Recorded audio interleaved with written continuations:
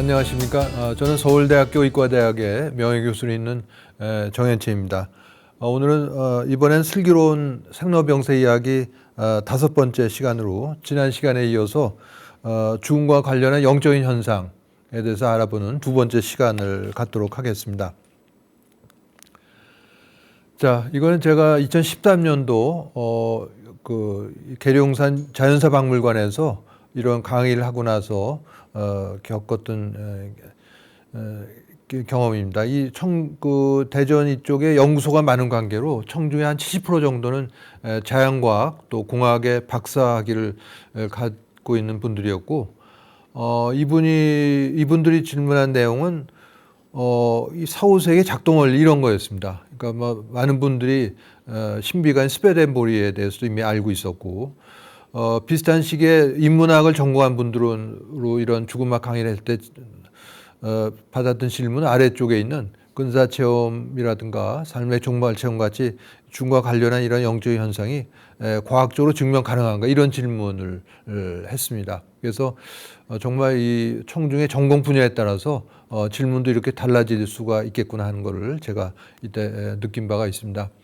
히어로 애프터라는 영화의 주인공은 이제 쓰나미에 휩쓸려서 이제 죽었다가 심폐소생술 다시 살아나게 되면서 이제 근사 체험을 하게 되죠. 그러면서 이렇게 얘기를 합니다. 우리들이 죽어서 가게 될 것이고 죽어서 경험하게 될 일인데 우리 모두의 일인데 어쩌면 모두 그렇게 다 피하는지 모르겠다 이렇게 한탄을 하는 장면을 볼 수가 있습니다. 우리나라에서 과연 이러한 근사 체험을 주제로 연구한 학위 논문인가를 봤더니 2014년에 가톨릭 생명대학원에서 이 근사체험 연구로 제출된 석사 논문을 볼 수가 있었고, 아래는 제가 지도한 언론에 보도된 근사체험의 국내 사례와 서양 사례와의 비교 분석 이런 석사 논문이 있었는데, 이 동양 서양 간에는 얼마든지 비교가 가능합니다. 왜냐하면 이런 같은 척도를 사용한다면은 아까 10가지 척도를 아까 란셋에 소개된 네덜란드에서 연구를 통해서 말씀드렸는데, 그런 또 공통된 척도를 사용하면 얼마든지 관찰이 가능한 것이죠. 그래서 이 연구에서 이 석사 논문 연구에서 관찰한 어떤 면들이 있고 없나를 본 그런 논문들이 있습니다. 그러니까 이걸 말씀드린 거는 이런 근사체험을 소재로 한 이러한 학위 논문은 드물긴 하지만, 그러나 또 이런 걸로도 우리나라에서도 이런 학위 논문이 제출되고 있다 이런 말씀을 드렸습니다. 또 일간신문에서도 의학 발달로 죽을 사람도 살려서 근사체험자가 최근 2배 급증하고 있다 이런 기사가 난 적이 있고, 그래서 이 제프리 롱에 대해서 이제 또 나오기 때문에 뭐 그때 또 말씀드리겠지만, 연구한 바에 의하면은 근사체험자들이 보이는 변화의 공통점이 존재한다면서 공통적으로 죽음에 대한 공포가 줄는다. 또 사후세계에 대한 믿음이 강화되고 살아가는 사람들과의 관계를 더 중요시한다. 아래쪽 일간지에서는 우리나라 사례로 육신을 빠져나올 때 느낌, 머리에 망침 맞은 듯한 느낌이 들더니 영혼이 밖으로 빠져나왔다. 이런 국내 사례를 보도를 하고 있습니다. 이거는 일반적인 반응을 일반인들의 반응을 공유하고자 하는데 소개하는 사례인데, 어느 배우가 이분이 친구를 구하기 위해서 13대 1로 싸우다가 죽을 곤비도 넘기고 한쪽 눈을 또 실명했다고 하는데, 그러면서 그때 이러한 근사 체험을 했다는 것이죠. 체험의 내용은 뭐 거의 대동소이합니다. 앞에서 말씀드렸던 무조건적인 사랑 뭐 이런 등등이 나오는데, 문제는 주변에서 이걸 대하는 사람들의 태도입니다. 이 근사체험에서 소용돌이 같은 거 봤다 하죠. 다른 출연진은 그런 건 회식 때나 듣자고 말했고, 또 다른 출연자는 그런 건 회식 때도 말하지 마라 하면서 깔깔거리고 웃었다는 그런 장면이 보도된 걸 보고 참으로 안타까운 생각이 많이 들었습니다. 삶을 심대한 변화를 초래할 수 있는 대단히 중요한 영적인 현상인데, 이런 걸 이렇게 웃음거리로 삼고 하는 이런 인식들을 볼 때 참 안타깝다는 생각을 금할 수가 없었습니다. 수잔 블랙모어는 영국 대학의 심리학 교수입니다. 이분은 근사체험의 대표적인 회론자죠. 근사체험은 뇌가 헷갈리는 거다. 죽어가는 뇌 가설을 통해서 뇌 속의 산소 부족 이런 걸로 빛이나 터널 보는 착각이 초래한다 이런 주장을 해왔는데 몇 년 전에는 좀 다른 이런 주장을 하기도 했습니다. 이 중요성을 얘기한 거죠. 근사체험의 중요한 진실은 삶과 죽음에 대한 의미를 다시 깨닫게 해줘서 삶에 대한 새로운 전환점을 마련해 주는 데 있다 하면서 21세기의 새로운 심리 치료요법으로 정신의학계가 이를 수용할 방법을 찾아야 된다. 이 근사체험은 이 뇌가 헷갈리는 거다 이런 회의론자가 근사체험의 중요한 의미에 대해서 얘기를 한 내용이 아주 새롭고 신선한 면도 있어서 소개를 해드렸습니다. 제프리 롱은 미국의 방사선 종양학 전문입니다. 방사선 종양학이란 분야는 암을 이 방사선을 쪼여서 치료하는 그런 분야가 되죠. 이분은 친구의 부인이 페니실린을 맞고 시력이 오면서 죽었다 다시 살아나는 과정을 목격을 하면서 이런 체험에 관심을 갖게 되면서 1998년에 웹사이트를 개설해서 전 세계의 사례를 다 모읍니다.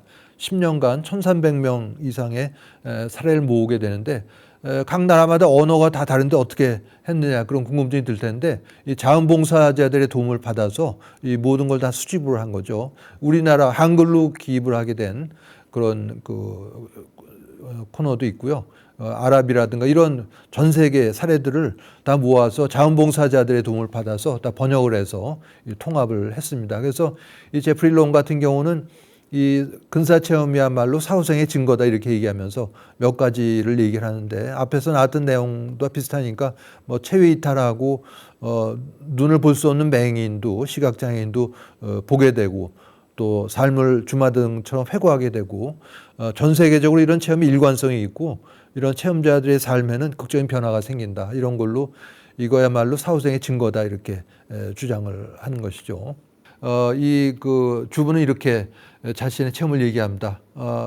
근사체험 한동안에 뭐 너무 멋진 곳이 거기 머물고 싶다고 생각을 했다고 합니다. 그러나 아이들을 생각하니까 누가 내 아이들 돌볼 거지 걱정이 되면서 돌아가서 살아야 하면서 육신에 들어왔다는 것이죠. 그러니까 죽음 죽음 저편이 너무나 좋긴 했지만은 양육의 의무를 떠올리면서 다시 돌아왔다 이렇게 얘기를 합니다.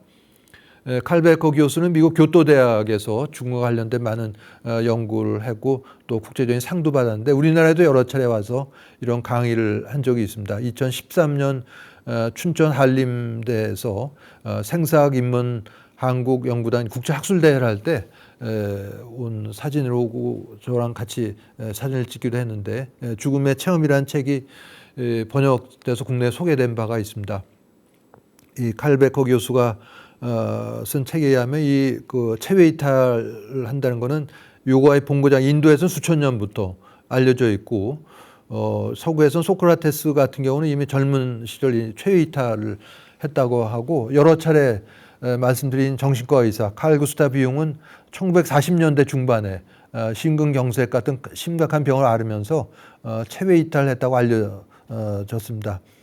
1940년대는 인공위성이 없을 때인데 이 칼 구스타프 융이 체외 이탈해서 내려다본 이 지구의 모습은 그 훗날 인공위성이 찍은 지구의 사진과 정확히 일치를 했다는 것이죠. 체외 이탈 상태를 보게 되면 몸에서 이제 떠올라서 자기 몸을 내려다보게 되고 벽이나 나무 등을 뭐 자유롭게 통과하고 구스타프 융처럼 지구를 한 바퀴 돌고 자신의 모습을 관찰하기도 하고 그러나 이제 체험 중 몸 밖을 빠져나온 자신의 육체에 대해서 어떤 감정이나 애착을 전혀 느끼지 않는다고 얘기를 합니다.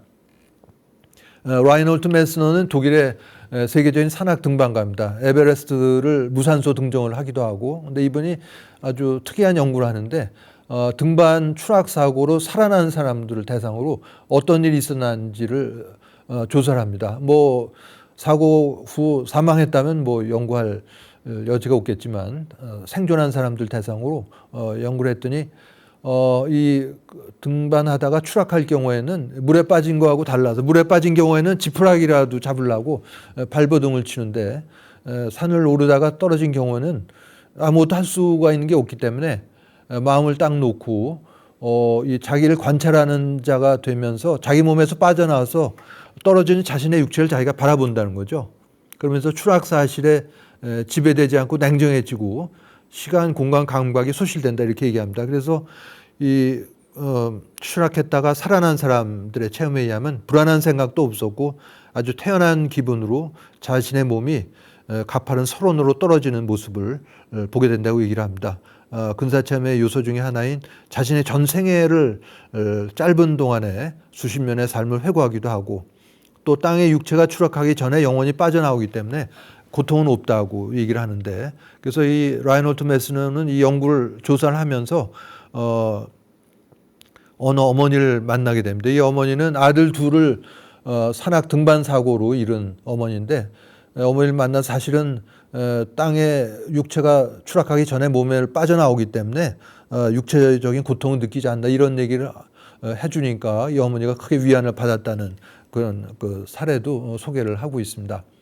육신을 벗었을 때의 느낌은 여러 가지로 표현이 되는데 그 중에 하나가 이런 거죠. 이 아주 무겁고 둔탁한 육중하게 짝이 없는 이러한 잠수복을 입고 해저에서 아주 천천히 일을 하다가 업무가 다 끝나서 해변으로 내려고 도착해서 이런 육중한 잠수복을 벗었을 때의 상쾌한 느낌 이렇게 표현이 되기도 하고 또 다른 표현은 이렇게 골초들이 모여서 담배를 피워대는 아주 실내가 그 담배 연기로 뿌옇고 숨쉬기조차 힘든 이런 상태에서 문을 박차고 밖으로 나와서 신선한 공기를 마실 때의 상쾌한 느낌 이렇게 표현을 하기도 합니다. 자, 이 소설과 설화에 나타난 체험을 한번 살펴보면 잘 아시는 대로 이 크리스마스 캐롤은 찰스 디킨슨이 1843년에 지은 소설입니다. 이 잘 아신 것처럼 구두쇠 스크루지 영감이 크리스마스 전날 친구의 유령을 만나게 되죠. 그러면서 자신의 삶을 되돌아보게 됩니다. 과거 또 현재 미래까지 다 보게 되는데 그러면서 자신의 삶을 되돌아보는 이런 회고를 통해서 이 구두쇠 영감이 크게 변하게 되죠. 그래서 겸하고 나서는 전혀 다른 사람으로 바뀌는 이런 모습을 보여주고 있는데 또 한편으로는 우리나라에서 이 KBS에서 여름마다 이 전설의 고향을 했습니다. 저도 즐겨 봤었는데 요즘은 하지 않지만 기억나는 게 1982년에 웃고 가는 저승길이라는 그런 설화가 소개된 적이 있는데 이 내용은 어떤 마을에 아주 노랭이 구두쇠 영감이 죽습니다. 죽어서 이제 저승에 갔더니 전세 아직 올 때가 아니까 다시 돌아가라 이런 얘기를 하고 다시 깨어나게 되죠. 근사 체험을 한 건데 그러고 나서는 이 영감이 180도 바뀌게 됩니다. 그렇게 그 구두쇠이고 노랭이였던 수전노가 완전히 바뀌어서 자신의 재산을 주위에 헐벗은 사람에게 나눠주는 그런 삶을 살다가 정말 이번에 자신의 수명이 다해서 육신을 벗으면서는 정말 웃고 간다는 그런 내용의 설화였는데 그 40년 본 지 40년이 되는데도 아직도 기억에 남는 그런 프로였습니다. 노인 고령 환자에서는 어떤 의미를 갖는가? 일본의 한 의과대학에서 이런 연구를 했는데 심장마비 뭐 여러 가지 치명적인 질환으로 혼수에 빠진 48명 노인을 대상으로 연구를 시행을 해서 봤더니 37%가 이런 체험을 했다고 보고를 하고 있습니다. 어떤 차이가 있나? 누군 하고 누군 하지 않나를 봤더니 그런 건 없었다는 거죠. 뭐 성별, 나이, 또 종교, 또 약물의 종류 이런 게 전혀 관계가 없이 그 체험을 했다고 얘기를 하고 있습니다. 그러면서 중요한 거는 근사 체험자 대부분에서 삶의 매 순간마다 진지해지고 또 영적인 것에 더 높은 가치를 두게 됐다고 얘기를 하면서 죽음을 공포스럽거나 어려운 것이 아니고 조용하고 평화로운 것으로 받아들이게 됐다고 연구 결과를 얘기를 하고 있습니다. 오래전에 성철 스님은 이 법어집에서 이미 이런 근사체험이나 이런 윤회에 대해서 얘기를 한 바가 있는데 법어집에 보면 이런 내용이 나옵니다. 이제 불교에서 말하는 윤회가 세계 여러 학자들에 의해서 궁금증과 신비가 차차 벗겨지고 있다 이런 얘기를 하면서 사람이 죽으면 그만인 게 아니라 다시 태어난다는 사실에 대해서 지금 세계 곳곳에서 많은 사람들이 연구하고 있다. 그 버지니아 대학의 인지과학 연구소, 뭐 이안 스티븐슨 교수, 정신과 교수였던 이런 인물들을 들고 있고 또 레이먼드 무디 주니어 아까 말씀드렸습니다만 근사체험에 대한 연구 이런 것들이 다 설법과 법어집에서 이미 이런 거를 말씀하신 바가 있습니다. 미국 한 월간지에서도 이 의학계가 이제 사후세계는 미신으로 또 근사체험은 환각으로 치부했지만 이제는 더 이상 무시할 수만은 없는 의학적 영역이 됐다 이렇게 이야기를 하면서 초능력, 유령 같은 초자연적 현상 중에서 이 근사체험이 유일하게 의학계가 어떻게 과학적으로 좀 풀어보려고 시도하는 영역이 돼가고 있다. 이런 기사가 난 적이 있습니다. 아니타 무르자니는 이 근사체험을 하면서 이 말기 암이 치유된 사례인데 이런 체험을 하고 나서 자기가 죽음을 바라보는 눈이 어떻게 바뀌었는가를 얘기합니다. 그는 나는 더 이상 죽음도 다른 이들이 보는 식으로 바라보지 않았다 얘기를 하면서 누군가 세상을 떠났을 때 애도하기가 힘들어졌다는 거죠. 물론 가까운 누군가가 세상을 떠나면 슬프고 그립고 한 건 뭐 자명하지만 더 이상 죽음을 애도하지는 않았다고 얘기를 합니다. 왜냐하면 그들이 다른 영역으로 넘어갔다는 걸 알고 있었고 또 그들이 거기서 행복하리라는 걸 알고 있기 때문에 뭐 땅을 치고 오열하면서 슬퍼할 이유가 없다는 거죠. 바다 거북이 모래에다가 그 해변에다가 수많은 알을 낳게 되는데 알을 깨고 나와서 새끼가 바다에 가야만 이 새로운 걸 볼 수가 있는 거죠. 이 바다 거북의 알이 바로 우리가 갖고 있는 편견이나 상식, 고정 관념만 되겠습니다. 그래서 이걸 통해서 알 수 있는 건 우리가 만약 아는 것만 볼 수가 있다면 어떻게 알려지지 않은 것, 새로운 것들을 알 수 있겠는가 이렇게 얘기를 하고 있습니다. 아까 말씀드렸던 사람의 위에 세균이 산다는 거를 100년 동안 이런 상식, 고정 관념에 의해서 모르고 살았던 거죠. 사실은 100년 동안 현미경으로 다 보고 있었음에도 불구하고 그런 게 있을 리가 없다 이런 생각으로 그냥 무시하고 살아왔던 겁니다. 또 의료진이 여기에 대해서 잘 모를 경우에 문제는 환자를 정신 이상으로 몰아서 위축시킬 위험이 있고 또 이 근사체험 후에는 삶에 심대한 변화가 오게 되는데 그런 걸 저해시킬 위험이 있기 때문에 이런 걸 의료진도 좀 알아야 된다 이런 강조를 하고 있습니다. 이 여러 책들은 다 이런 근사체험을 믿지 않고 싫어하는 대표적인 책의 의사들이 쓴 책입니다.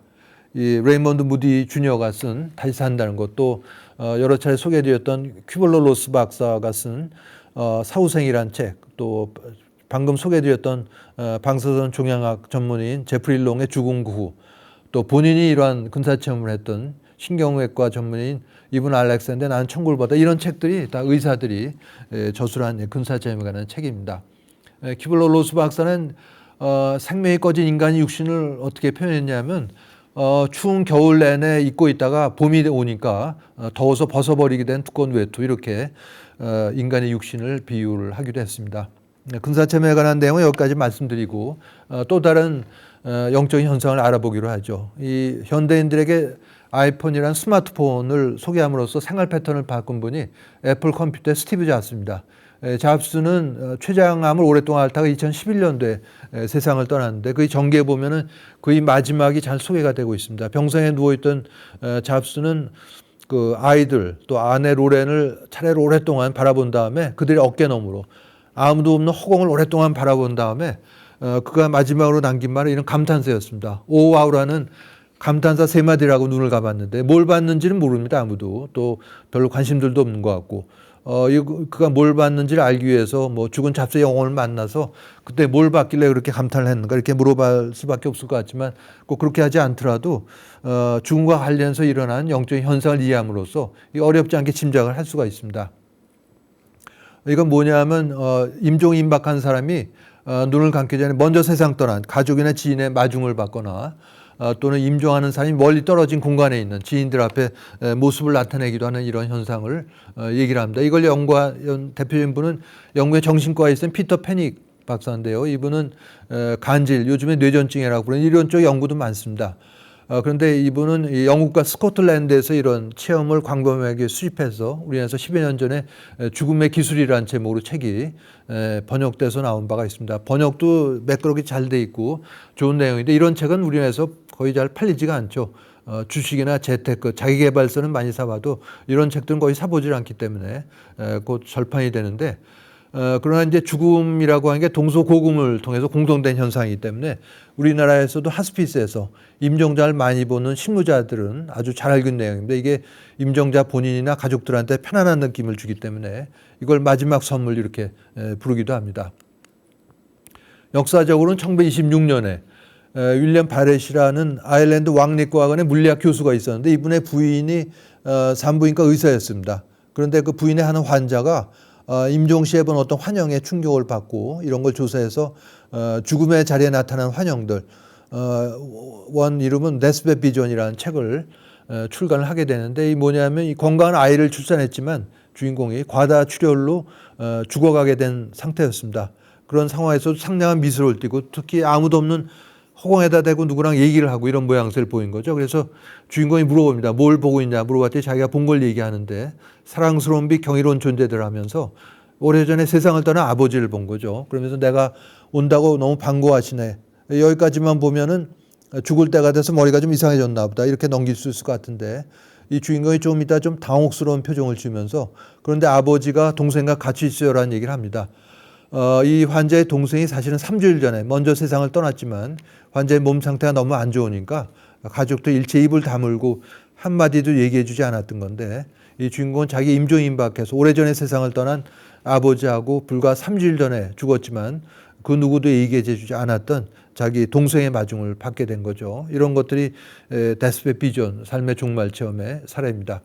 이걸 연구한 피터 페닉 박사는 이렇게 강조를 하는데, 죽음은 TV 스위치가 딱 하고 꺼지는 한 번에 일어난 일이 아니고 여러 단계 일이 발생을 하는데, 그 중에 하나가 임종이 임박해서 오래전에 죽은 가족 또 친제 방문을 받는 거다 이렇게 얘기합니다. 많은 사람들이 뭐 혼돈스러운 걸로 오해를 하지만 그게 아니고 대부분 의식이 활짝 깨어 있을 때 발생을 하고, 때로는 어떤 오랫동안 무의식 상태 있던 환자가 다시 의식을 찾고 죽기 전에 짧지만 맑은 의식을 회복할 때 이런 경험을 하게 된다 이렇게 자기의 연구 결과를 얘기하고 있습니다. 이 사례는 과학교육을 받은 간호사입니다. 새벽 3시에 자고 있으니 뭔가가 자기를 깨서 봤더니 아버지가 침실 밖에 서 있었다는 거죠. 아버지 나이가 81살이었는데 그때 모습은 40, 50대 전성기 얼굴을 하고 아버지가 서 있었다고 합니다. 그래서 침대에서 일어나서 아버지가 서 있는 곳으로 갔더니 아버지가 이제 괜찮아, 나는 훨씬 나아졌어 하면서 벽 속으로 사라졌다고 합니다. 아버지가 그때 말기 알츠하이머 치매로 요양원에서 투병 중이었었는데 그날 새벽 6시에 세상을 떠났다고 합니다. 그러니까 세상 떠나기 3시간 전에 딸을 방문을 하고 저쪽 세상으로 건너간 거죠. 이 체험자는 기묘하지만 마음이 아주 편안해진 경험이었다고 자기 체험을 얘기를 해주고 있습니다. 이거는 죽음의 기술에 소개된 사례입니다. 영국의 어떤 젊은인데 18살 때 영국에서 출발하는 배를 타고 호주로 가는 상선에 타고 있었다고 합니다. 어느 날과 다름없이 선실에서 침대에 누워서 책을 읽고 있었는데 갑자기 이상한 느낌이 들어서 봤더니 할아버지가 자신의 침대 위에서 자기를 내려다보고 있었다는 거죠. 분명히 영국을 떠나올 때 할아버지가 중환으로 병상에 누워 있는 걸 봤는데, 그래서 이거 너무나 놀라서 깜짝 놀라서 침상을 튀어놓으면서 비명을 질렀다고 합니다. 그래도 할아버지는 그냥 거기 계속 서 있었다고 하는데 너무나 무서워서 사시나무 떨듯 하면서 밖으로 나왔다가 다시 들어가 보니까 할아버지가 그때는 보이지 않았다고 하는데, 영구에 도착해서 집에 전화를 해보고 연락을 해봤더니 할아버지는 그 사이에 돌아가셨고, 할아버지 돌아가신 날짜와 자기가 그 배 선실에서 봤던 그 시각이 일치했다는 것을 확인했다고 합니다. 그러니까 세상을 떠난 할아버지가 멀리 떨어진 손자를 만나보고 저쪽 세상으로 건너간 거죠. 자, 이건 어느 남성이 그 할아버지의 임종을 지켜본 아버지에 대해서 묘사한 내용입니다. 이 할아버지 임종이 다가오자 아버지는 깊이 상심한 상태였었는데, 이 할아버지가 아버지한테 이렇게 얘기를 했다고 합니다. 걱정하지 마라. 나는 괜찮아. 나는 너무도 아름다운 걸 보고 들 수 있으니까 걱정할 게 하나도 없단다 하면서 끝까지 맑은 정신을 놓지 않고 있다가 조용히 돌아가셨다는 이런 사례를 공유하고 있습니다. 이건 제가 개인적으로 수집한 증례인데, 이분의 어느 여자분이 전해준 사례입니다. 이 아버지가 심장병으로 수술하고 중환자실에서 인공호흡기로 치료를 받고 있었는데 본인이 희망해서 이제는 집으로 가고 싶다 해서 퇴원 후 집에서 편하게 지냈다고 합니다. 그러나 상태가 워낙 중요해서 임종이 다가오고 있었는데 그때 침대 끝에 누군가, 다른 사람 눈에는 보이지 않는 누구랑 이 아버지가 대화를 자주 했다는 거죠. 이 엄마 아직 갈 때가 안 됐어요라는 얘기를 했는데, 아버지 엄마니까 이 딸로서는 할머니인 셈인데 그 아버지가 그 할머니, 아버지 어머니를 엄마라고 부른 적이 한 번도 없었는데 임종임박해서 이렇게 불렀다는 거죠. 그래서 딸이 누구랑 얘기하냐 물어볼 때 아버지가 대답을 안 하고 그냥 미소만 졌다고 합니다. 아버지가 결국 세상을 떠나고 장례식 지나고 영정을 들고 장지로 갔더니 관리인이 이런 얘기를 했다고 합니다. 이 영정 속 인물이 며칠 전에 장지를 둘러보고 만족해하고 갔다는 거죠. 그러면서 다녀가신 분이 돌아가신 거냐 하고 관리인이 의아해하더라.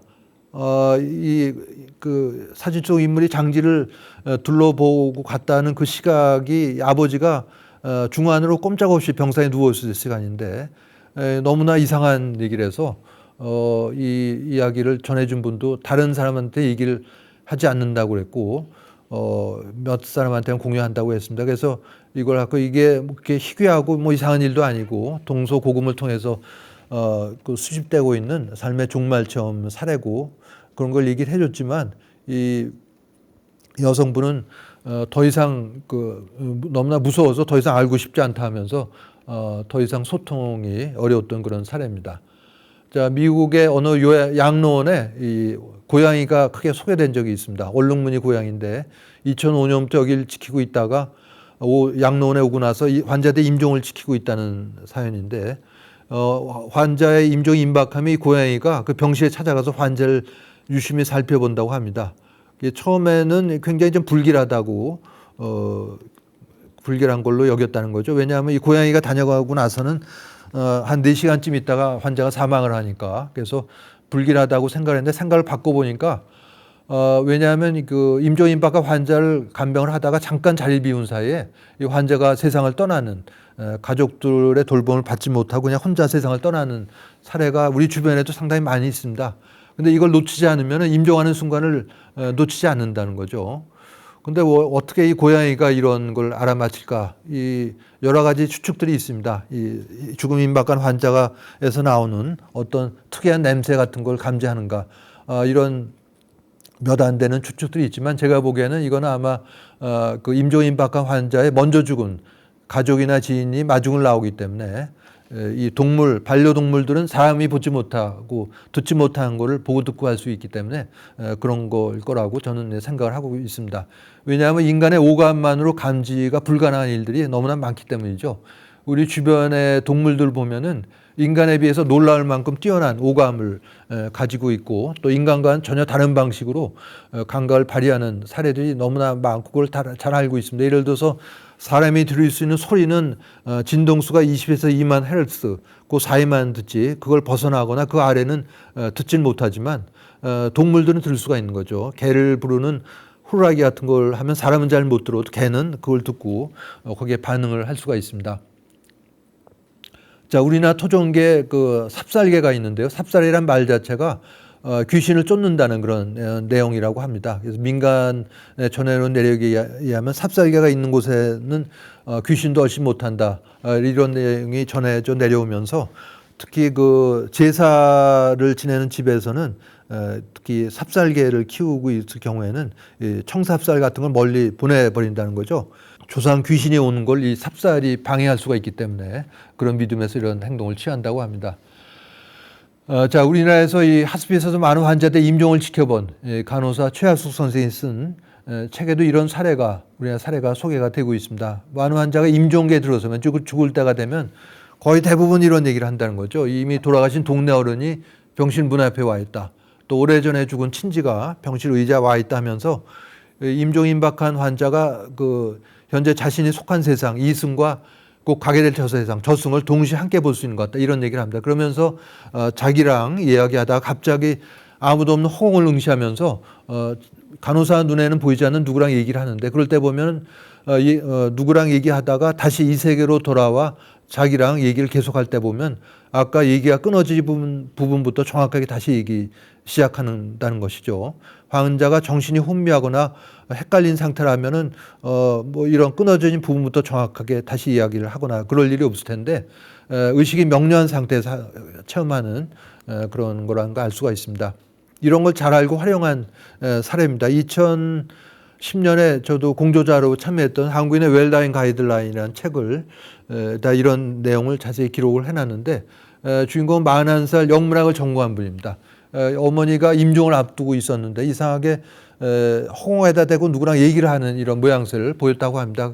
그러나 자기는 이게 바로 삶의 종말 체험인 걸 알고 당황하지 않고 간병할 수 있었다 얘기합니다. 다른 가족은 당황했지만 자기는 이미 아는 내용이라서 어머니를 위축하지 않고 격려하면서 편안한 죽음을 맞이할 수 있었다 얘기하고 있습니다. 이런 걸 모른다면 아마 정신 차리라고 하고 그 야단을 치면서 위축을 시켰을 가능성도 많은 것이죠. 이건 제가 수십 년 알고 지낸 어떤 신장내과 교수 한 분이 몇 년에 경험한 사례입니다. 미국으로 2달 정도 단기 연수를 갔는데 이분이 올빼미 스타일로 새벽까지 일을 합니다. 새벽 2시경 숙소 문 밖에 인기척이 나서 문을 열어봤더니 서울에서 만성 신부전증으로 복막 투석을 받고 있고 또 신부전증이 겹쳐서 추병진 환자가 문 밖에 서 있었다고 합니다. 그러면서 이제는 다 나아서 더 아프지 않아요. 이런 얘기를 했다는 거죠. 이게 놀랍기도 하고 또 반갑기도 해서 좀 돌아오라고 그랬더니 이 환자분이 선생님이 인사만 하러 온 거고 누가 기다리기 때문에 가봐야 된다. 그러고 헤어졌다고 합니다. 한 달 뒤 귀국해서 의무 기록을 확인해 봤더니 이 환자는 사망을 했고 사망 시각이 바로 한 달 전 미국에서 만났던 그 시각이었다. 이렇게 얘기를 하고 있습니다. 자, 이런 실제 사례를 강의 때 얘기하면 많은 분들이 섬뜩하다는 표현을 하는데 그런데 이런 사례는 역사적인 기록도 많이 있습니다. 이 베트남전 때 보면은 전상 군인이 베트남에서 사망했는데 바로 그 시각에 미국 고향집 가족들 앞에 모습을 나타냈다라든가 이런 기록들도 많이 있고 우리 주변에도 이거와 똑같거나 유사한 체험들이 많은데 이런 거 함부로 얘기했다가는 미친 사람 소리를 듣기 때문에 입을 꼭 다물고 있지만 누구 한 사람이 이런 체험을 얘기하기 시작하면 본물 터지듯 터져나온 걸 볼 수가 있습니다. 그래서 우리는 이런 걸 보면 인간은 육체가 다가 아니라 이거보다 또 훨씬 더 큰 차원에 걸쳐져 있는 어떤 영적인 존재다 하는 걸 알려주는 사례라고 볼 수가 있겠습니다. 자, 이거는 몇 년 전에 의과대학의 혈액정형내과 교수 한 분이 공유해 준 사례입니다. 그 내과 레지던트를 하다가 악성 림프종 진단을 받게 되고 여러 가지 항암요법을 받았지만 결국 큰 효과를 못 보고 임종을 맞게 된 상황이었는데 이 친구가 자꾸 누군가가 병실에 와 있다는 얘기를 했다는 거죠. 이 병실에 아무도 없는데 그래서 담당 의사가 이게 정신과에서 얘기하는 선망, 딜리리움으로 보고 정신과 의대를 하게 됩니다. 이 연락을 받고 온 정신과 레지던트 동기인데 자기가 봤을 때 선망이 아닌데 그리고 정신이 멀쩡한데 왜 자꾸 이런 소리를 하는지 이상하다 그러면서 결국은 세상을 떠났는데 오랜 세월이 지나서 되돌아보면 하늘나라로 간 지 오래된 친구에게 그런 걸 그때 좀 알았더라면 좀 더 편안히 갈 수 있도록 말해줬을 텐데 후회가 된다 이런 얘기를 하고 있습니다. 의과대학 또 간호대학에서 이런 걸 전혀 가르치지는 않기 때문에 죽음이 임박한 환자가 겪는 이런 영적인 현상에 대해서 잘 알진 못하죠. 그리고 접하게 되면 굉장히 당황하고 환자를 위축시킬 수가 있겠습니다. 이 무용을 전공한 36세 여성이 경험한 사례인데 외할머니 장례식을 치르고 있었는데 어머니가 현관으로 나갔더니 고인이 된 외할머니가 서 있어서 이 어머니가 깜짝 놀라서 기겁을 하고 뒤로 물러서면서 땅바닥에 주저앉았다. 이런 그 체험을 공유해 주기도 했고 이건 제가 2014년도에 충남 서산에서 이런 강의를 할 때 청중 한 분이 제보해 준 내용입니다. 이 아들이 알바로 오토바이 배달을 하고 있었는데 자정 무렵에 어머니 앞에 비몽사몽간이죠. 꿈에 아들이 온몸에 붕대를 두르고 나타났다고 합니다. 그게 뭔가인데 조금 있다가 경찰서에서 아들의 사망을 알리는 전화를 받았다고 하는 것이죠. 그러니까 이게 어떤 의미인지 앞에서 말씀드린 내용하고 견줘서 알아보실 수가 있겠습니다. 보통 때는 왜 우리가 이런 걸 인지하지 못하다가 왜 죽음에 임박해서야만 장막 저편의 세계를 볼 수 있는가 이거에 대해서 이렇게 해석을 합니다. 우리가 사실은 살아가면서 온갖 소리, 전자파, 영상 이런 게 주변에 엄청나게 많은 거죠. 이런 걸 다 받아들이다가는 사람이 미쳐서 살아갈 수 없게 됩니다. 그래서 이런 걸 다 차단을 해준다는 거죠. 살아가면서는. 그러나 죽음이 임박해서 이런 필터의 기능이 약화되면서 이런 걸 다 볼 수 있게 된다. 역과 밸브로서 생존에 필요한 정보만 걸러준다는 거죠. 생존에 필요한 전략이라고 하는 게 맹수를 피하고 어떻게 식량을 구할 건지 마실 물은 어디서 올 건지 이런 생존에 필요한 전략 위주로 뇌가 여러 가지 다른 건 다 걸러주고 필요한 정보만을 우리에 전해주기 때문에 우리가 살아나갈 수 있다. 그렇지 않으면은 심오한 생각, 통찰에 빠져 있다가 사자에 잡혀 먹을 수 있기 때문에 뇌가 그런 필터 역할을 한다. 이런 얘기를 해주고 있습니다. 아까 소개해드렸던 칼 베커 교수는 이러한 좀 이상해 보이는 이런 삶의 종말 체험에 대해서 미국의 대학에서 이걸 미쳤다, 넌센스다 하는 게 아니라 중요한 영적인 체험이다. 이렇게 가르친다고 얘기를 해주고 있습니다.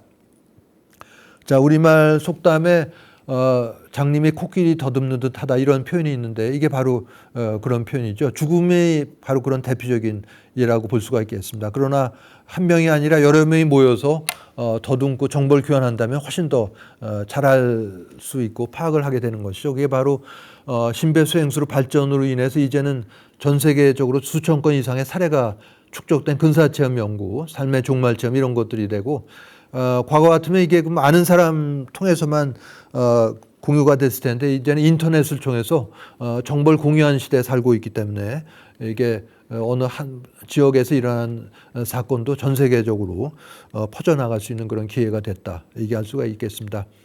자, 찐빵 속에 이런 팥 안고가 없어더라도 겉모양 보기는 똑같지만은 없는 건 먹어보면 있는 거하고 맛이 하늘과 땅 차이라고 볼 수가 있겠습니다. 바로 이 웰다잉 또는 죽음 논의에서의 근사체험 또 삶의 종말체험 이런 역할이라고 하는 게 바로 이 찐빵 속에 팥 안고 같은 거라고 생각을 하는데 이런 걸 통해서 우리가 사랑과 빛으로 가득한 초래의 영역을 엿보고 죽음의 두려움을 제거할 수 있는 중요한 계기가 된다. 얘기를 드릴 수가 있겠습니다.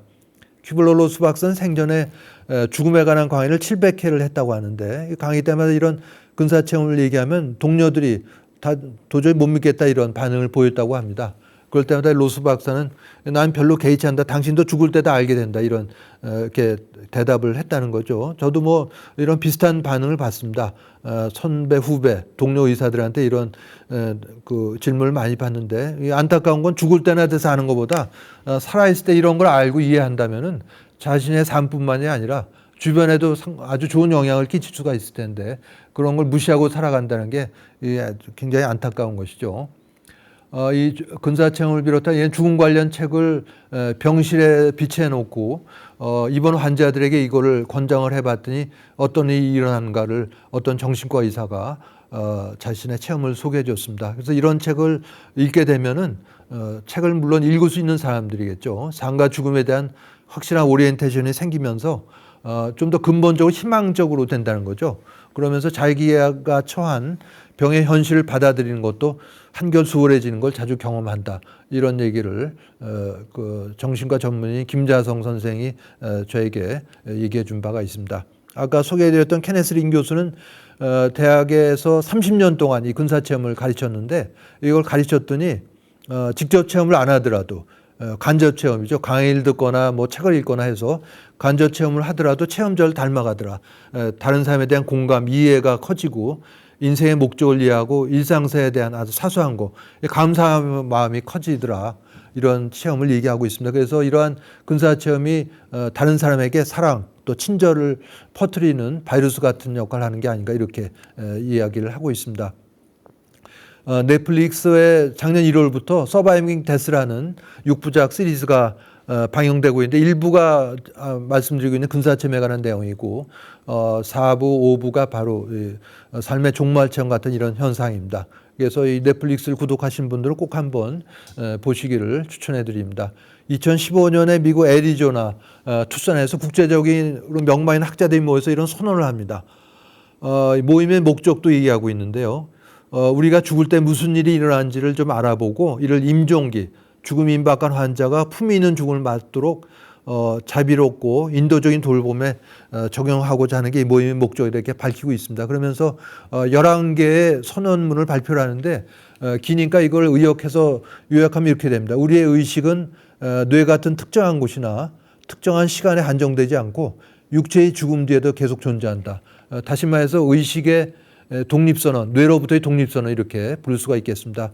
특히 선언문에 나온 대단히 흥미로운 내용은 뇌에 국한되지 않는 non-local, 영구불멸, immortal, consciousness라는 말이 나오고 또 사랑하는 가족이 말기암으로 죽음을 맞고 나서 떠나게 될 여행, 전이라는 말이 인상적이었는데 과학, 의학의 연구 분야에서는 뭐 연구불멸, 여행 이런 단어가 거의 사용되지 않기 때문에 새롭고 특이하기도 했습니다. 과거 수백 년 전에는 지구를 중심해서 모든 행성이 돈다는 천동설이 절대 진리였고, 엑시옴이라고 하는 것은 증명할 필요가 없는 절대 진리를 엑시옴이라고 얘기를 하는데, 이걸 반대하면 그 죽임을 당하기도 했습니다. 대표적인 인물이 이탈리아 카톨릭 수도사였던 조르다노 브루노였는데, 브루노는 이 천동설을 부정했을 뿐만이 아니라 환생까지 얘기하면서 종교 재판에 넘겨져서 7년간 감옥에 갇혀 있게 됩니다.